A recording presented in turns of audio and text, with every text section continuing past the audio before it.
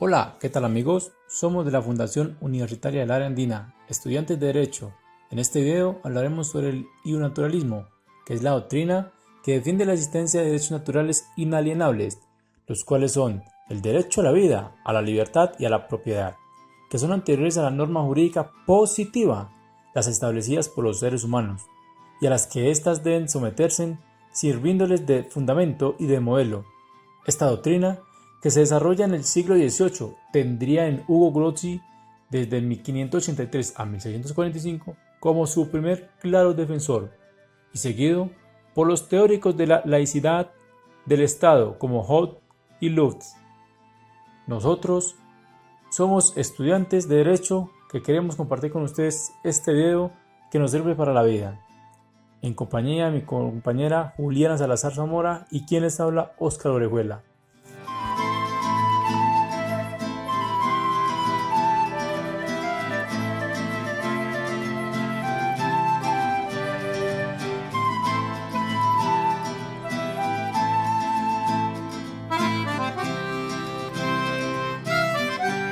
El iusnaturalismo no es una tesis exclusiva.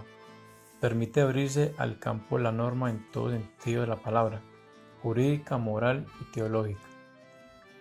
La importancia de esta teoría recalca en que nosotros los seres humanos provenimos de una naturaleza y aunque tratemos de escapar de ella, esta nos inculca no solo el derecho positivo, entendido como norma jurídica, sino también en la parte humana, entendido como la espiritualidad.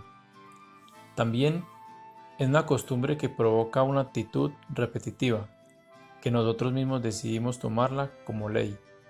Es así como nace el derecho. No es posible que el mismo hombre permita caer en una rutina y patrones perdiendo sentido sobre sus creencias y tradiciones de la naturaleza misma. Por eso nos hemos cuestionado: ¿qué somos los hombres sin nuestra esencia? ¿Acaso el hombre puede vivir sin formalidades técnicas, olvidando su naturaleza? Y si no tenemos cultura, ni valores, religión, ni moral, entonces, ¿qué somos? ¿Hombres o máquinas? ¿Qué se entiende por iusnaturalismo? Es una doctrina que afirma que existe antes y por encima de las leyes que dictan los hombres ante el derecho positivo un conjunto de principios o normas que son válidos por sí mismos y que de una forma mediata o inmediata se fundan en la naturaleza humana. El iusnaturalismo en la Edad Antigua. En el significado de la palabra naturaleza se observa una evolución en el pensamiento griego, desde su consideración de naturaleza física hacia su progresiva desmaterialización. Aristóteles elabora la diferencia entre lo justo por la naturaleza y lo justo por convención. Esta distinción la aplicará a los tipos de leyes establecidos al antecedente del derecho natural. Así diferencia la ley particular, la que cada pueblo se atribuye a sí mismo, de la ley común, conforme a la naturaleza. Goyo distingue el ius civil, derecho peculiar de cada pueblo, del ius gentium, derecho establecido por la razón natural para todos los hombres. Aquí entonces les estaremos presentando algunas de las teorías que implementan diversos filósofos, entre ellos Cicerón. Desarrollará una división tripartida entre el ius civil, derecho particular de cada pueblo, el ius gentium, derecho universal, y el ius naturale, que fundamentan las prescripciones de ambos. Aquí no queda claro de carácter natural, convencional, del ius gentium, pero expresa con nitidez el sentido de la ley humana. Para Ulpiano, recupera la denominación del ius naturale, siendo el derecho común a todos los animales, el ius gentium común a todos los hombres y el ius civil peculiar de cada ciudad. Para Paulo, limita la clasificación al ius civil en el que cada ciudad resulta ser útil a todos o a la mayoría del ius naturale, el que siempre es bueno y considera justo. En la Edad Media existen tres posturas en las cuales el ser humano puede deducir racionalmente el contenido de la ley natural analizando las tendencias esenciales de la naturaleza humana a través de estos tres aspectos importantes. En primer lugar, como sustancia, donde el ser humano tiene una tendencia natural a conservar su propia existencia. Es la tendencia natural que llamamos instinto de conservación, de la que se derivan racionalmente normas de cuidado del cuerpo y la salud, así como otras que prohíben el suicidio y, según algunos, la eutanasia. La segunda postura, que es la como animal, el ser humano tiene una tendencia natural a propagar su especie. Es la tendencia natural a la procreación, de lo que se derivan racionalmente normas respecto a la sexualidad, el cuidado y educación de los hijos.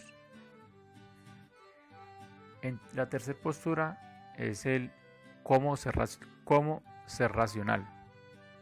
El ser humano tiene una tendencia natural al conocimiento y a vivir en sociedad.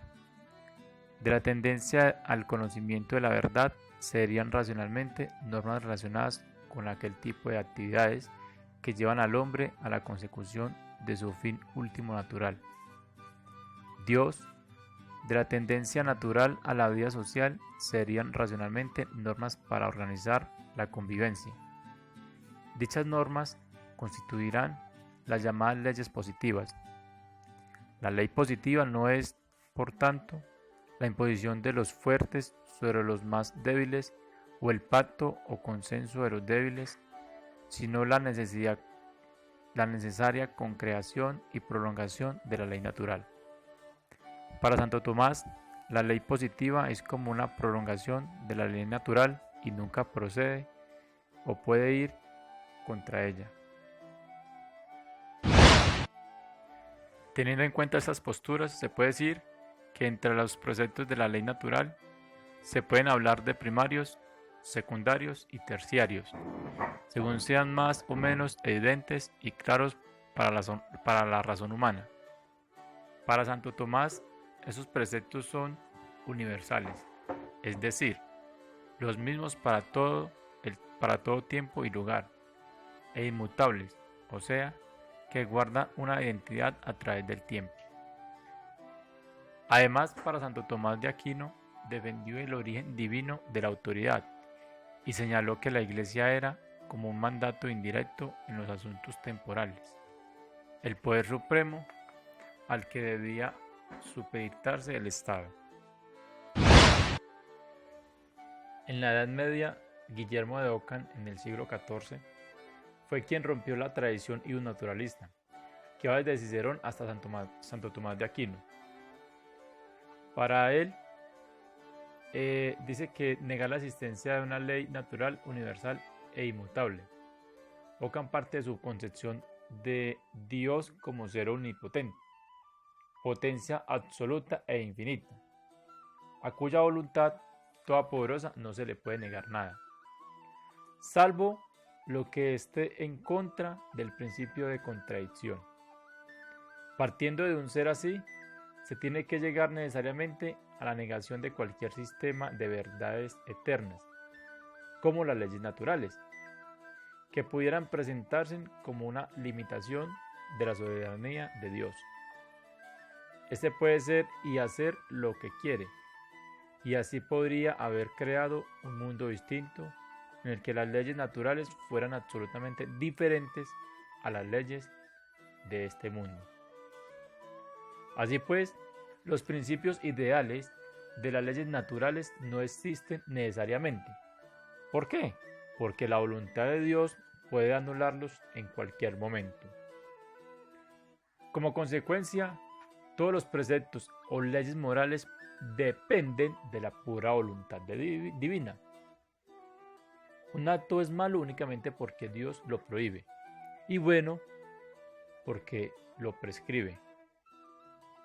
Dios podría haber creado un orden moral en el que el robo, el crimen y el odio a Dios hubiera sido actos meritorios. Por eso para Ockham acentúa hasta el extremo la omnipotencia divina, convirtiendo a Dios en el gran legislador, con lo cual el llamado derecho natural es transformado por Ockham en derecho divino, derecho que está contenido explícita o implícitamente en las Sagradas Escrituras. A su vez, toda posible legislación civil se convierte en último término en derecho positivo, recibiendo su obligatoriedad de esa legislación suprema como derecho divino. Con la distinción entre derecho divino y derecho positivo, Ockham buscaba, en realidad, separar lo espiritual de lo temporal, del mismo modo que separó fe y razón, o teología y filosofía. Lo que le interesaba ante todo era establecer una neta separación entre Iglesia y Estado. Hobbes defiende el estado de naturaleza del hombre como un estado de inseguridad, de guerra, fundamentado un pacto de cesión a la autoridad de todos los derechos individuales, en beneficio de la paz y el orden. Locke defiende la idea de pacto social. Sin embargo, considera que el estado de naturaleza es vivir guiados por la razón, disponiendo de derechos innatos, generados por la acción de trabajo. Pufendorf opina que el estado de naturaleza del hombre es un estado de debilidad e indigencia, lo que le lleva a buscar seguridad para su vida y sus derechos asociándose a otros hombres. Y por último, para la edad moderna, el iusnaturalismo experimentará un cambio radical en la edad moderna, para lo que proporcionará sus señas de identidad al iusnaturalismo moderno. Va a ser de carácter estrictamente racional, desvinculado de consideraciones teológicas y la asunción de una perspectiva subjetiva al derecho natural, reconociendo a los individuos la titularidad de derechos inalienables. En este sentido, Grocio es el primer representante de la escuela de derechos racionalistas y entiende que el hombre no es solo un ser racional, sino también social, lo que lleva a explicar el origen de la sociedad civil. Rousseau delinea un estado de naturaleza caracterizado por la bondad del hombre que le permite vivir preservando su libertad e igualdad. Es a partir de la aparición de la propiedad privada cuando se generan las desigualdades y se hace necesario acudir al contrato social. Se produce en este modo de tránsito de los derechos naturales a los derechos civiles. La sociedad instituye el sometimiento de los individuos a la voluntad general.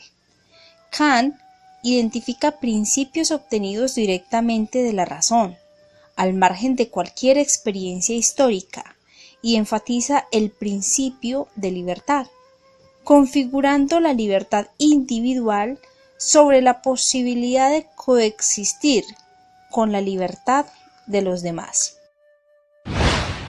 Para el siglo XX, dos direcciones tienen que surgir del iusnaturalismo. La primera, en línea del iusnaturalismo tradicional, defendida por juristas católicos que en general no habían abandonado nunca los principios básicos de la doctrina del derecho natural, y que al calor de las nuevas ideas y otros fenómenos intelectuales con un estudio más directo y penetrante de la filosofía, han renovado en muchos aspectos su pensamiento. Y la segunda la constituyen algunas modernas doctrinas justnaturalistas, cuyo análisis se escapan de los estrechos límites de este tratado elemental. Las subjetivistas sitúan a la autonomía humana como fuente de todos los valores, basados los derechos humanos en la autoconciencia racional de la dignidad, libertad e igualdad humana. Finalmente, las llamadas tesis intersubjetivistas, que surgen de un intento de síntesis entre dos tendencias anteriores, consideran los derechos humanos como valores radicados en necesidades comunes y por lo tanto intrínsecamente comunicables. A finales del siglo pasado, el justnaturalismo parecía muerto y enterrado para las corrientes dominantes del pensamiento jurídico. En el siglo actual y sobre todo después de la Segunda Guerra Mundial, ha experimentado un renacimiento espectacular, sobre todo en Alemania, a raíz del régimen nazi y de su derrota. Es realmente en Alemania donde el nuevo justnaturalismo ha tenido más auge, pero en forma más o menos abierta. El deseo de buscar un sistema de valores a que aferrarse se encuentra en muchos otros países. Influye también poderosamente en las últimas corrientes de la filosofía jurídica norteamericana. Desde el siglo XVII, con Hugo Grocio, ha nombrado fuerza el justnaturalismo racionalista, de la mano de autores que se desvinculan progresivamente de la idea de Dios. Si bien existen en la actualidad diversas fundamentaciones justnaturalistas de carácter o inspiración religiosa, entre ellas se encuentra la doctrina social de la Iglesia, que retoma la idea de los padres de la Iglesia y Santo Tomás de Aquino. Llegar a lo realmente humano es una de las críticas principales de las ponencias de Juan Pablo II en su encíclica Humanae Vitae, al señalar que la vida es un sentir desde la divinidad al bien común, expreso en la realidad cristiana, desde la moralidad del bienestar. Los derechos humanos y el justnaturalismo. Según la doctrina social de la Iglesia, el fundamento sólido o inmediato de los derechos se encuentran en la ley natural. La norma, que es fuente equilibrada de derechos y deberes de cada uno, a su vez, su funcionamiento último es Dios mismo. El orden con que Dios gobierna el universo recibe el nombre de ley eterna. Del de la ley natural es una participación o derivación. Los derechos humanos son objetivos en tanto que no dependen de la subjetividad de quien es titular o está obligada por ellos. Por tanto, no quedan sujetos a los estados de ánimo, las opiniones o la voluntad de nadie, tampoco el consenso ni siquiera de la mayoría. Encontramos con tres tipos de justnaturalismos. Uno es el justnaturalismo teológico, defendida por el autor Santo Tomás de Aquino, el justnaturalismo racionalista, defendida por Kant, y justnaturalismo historicista, defendida por Savigny. En el primero, el justnaturalismo teológico, encontramos que el autor sostiene que este derecho natural proviene de Dios, formando parte del orden eterno establecido por él y asequible a la razón humana. Según estos, ningún orden jurídico tiene fuerza obligatoria si no cumple con los principios de derecho natural. En el justnaturalismo racionalista defendida por Kant, surge en Europa en los siglos XVII y XVIII. Según esta concepción, el derecho natural no deriva de los mandatos de Dios, sino de la estructura de la razón humana. Esta corriente justnaturalista intentaron formular detallados sistemas de derecho natural, cuyas normas básicas constituían axiomas autoevidentes de la razón humana. Los presupuestos del racionalismo influyeron en la configuración de la dogmática jurídica, modalidad de la ciencia del derecho que prevalece en los países de tradición continental europea. Y por último, el justnaturalismo historicista, defendida por el autor Chavigny, pretende inferir normas universales, válidas a partir del desarrollo de la historia humana. El criterio de discernir entre lo bueno y lo malo constituye la dirección de la historia. Otra corriente justnaturalista más moderna que se funda en la naturaleza de las cosas, según Welsén, esta corriente sostiene que existen ciertos aspectos de la realidad que poseen fuerza normativa y constituyen una fuente de derecho a la cual debe adecuarse el derecho. ¿Por qué el naturalismo? Porque reconoce la existencia de un derecho natural y es un sistema de leyes naturales que analiza al hombre como individuo. No es derecho ni ley en sentido estricto. Derecho natural como premisa del derecho positivo.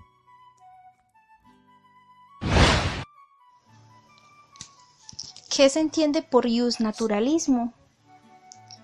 Es una doctrina que afirma que existe antes y por encima de las leyes que dictan los hombres, antes del derecho positivo, un conjunto de principios o normas que son válidos por sí mismos y de una forma mediata o inmediata se fundan en la naturaleza humana.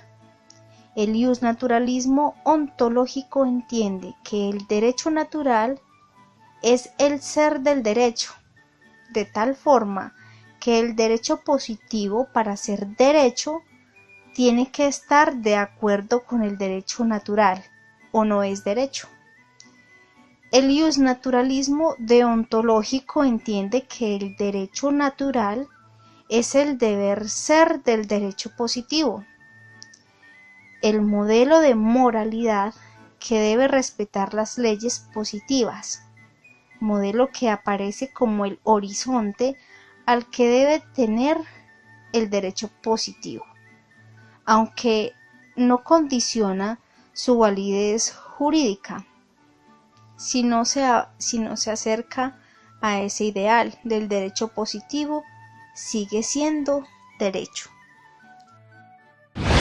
Una de las conclusiones que podemos obtener de nuestro tema del justnaturalismo es claramente que el justnaturalismo, este derecho natural, va mucho más allá del derecho positivo, ya que el derecho natural viene directamente con el ser humano, se adhiere a él, es esencial para el ser humano, ya sea a nivel racional o divino, como se quiera tomar. Entonces así podemos concluir que el derecho natural va mucho más allá del derecho positivo, que es el que se extralimita en la norma, o en las leyes, o en la Constitución. Entonces, ¿quién determina lo justo del injusto, lo bueno de lo malo? Si cada ser, cada persona tiene su propia racionalidad en cuanto al justnaturalismo, a ese derecho natural. Si cada persona comete crímenes a lo largo de la historia con base a esas creencias divinas, con base a la razón,